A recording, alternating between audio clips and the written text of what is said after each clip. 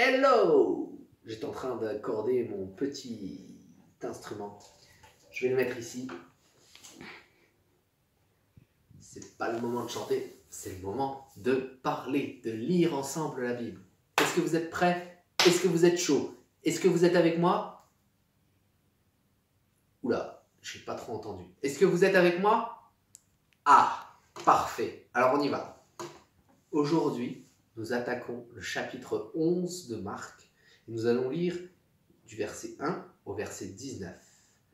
Alors, si vous êtes prêts, prenez votre Bible, concentrez-vous et lisons ensemble. Jésus et ses disciples approchent de Jérusalem. Ils sont près de Bethphagée, de Béthanie, vers le mont des Oliviers. Jésus envoie 2 disciples en leur disant « Allez dans le village qui est devant vous. Là, vous verrez tout de suite un petit âne attaché avec une corde. Personne ne s'est encore assis sur lui. Détachez-le et amenez-le ici. Quelqu'un va peut-être vous demander « Pourquoi est-ce que vous faites cela ?» Vous répondrez « Le Seigneur en a besoin, mais il va le renvoyer ici tout de suite. » Les disciples partent, ils trouvent en effet un petit âne dehors dans la rue, attaché à la porte d'une maison. Ils le détachent. Des gens sont là. Quelques-uns demandent « Qu'est-ce que vous faites? Pourquoi est-ce que vous détachez ce petit âne ?» Les disciples répondent ce que Jésus a dit et on les laisse partir. Les disciples amènent le petit âne auprès de Jésus. Ils mettent leurs vêtements sur l'âne et Jésus s'assoit dessus. Beaucoup de gens étendent leurs vêtements sur le chemin. D'autres y mettent des branches vertes qu'ils ont coupées dans les champs. Ceux qui marchent devant Jésus et ceux qui le suivent crient « Gloire à Dieu! Que Dieu bénisse celui qui vient en son nom! Que Dieu bénisse le royaume qui vient, le royaume de David, notre ancêtre! Gloire à Dieu au plus haut des cieux! » Jésus arrive à Jérusalem, il entre dans le temple.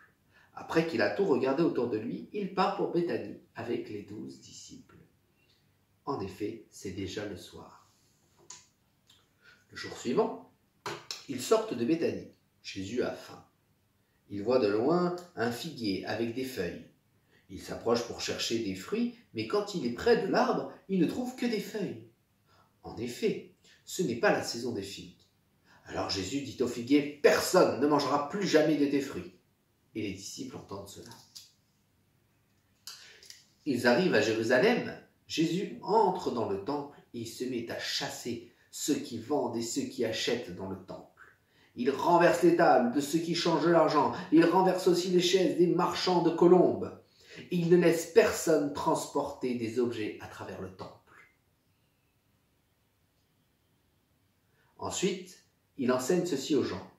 Dans les livres saints, Dieu a dit, on appellera ma maison, maison de prière pour tous les peuples. Et Jésus ajoute, mais vous en avez fait un abri pour les voleurs. Les chefs des prêtres et les maîtres de la loi apprennent ce qui se passe. Ils cherchent comment faire mourir Jésus. En effet, ils ont peur de lui parce que toute la foule admire son enseignement. Quand le soir arrive, Jésus et ses disciples sortent de la ville. C'est la fin de notre lecture pour aujourd'hui. Jésus, qui est reconnu par la foule, admiré par tous les gens qui l'applaudissent et qui sont bénis par ses enseignements, et de l'autre côté, des gens qui ne font pas les choses correctement, qui veulent s'en débarrasser. Voilà ce que ça fait quand Jésus est présent. Certains qui ne vivent pas selon ce qu'il demande veulent le rejeter et les autres l'admirent. Continuons de persévérer, de briller et de faire briller Jésus dans notre monde.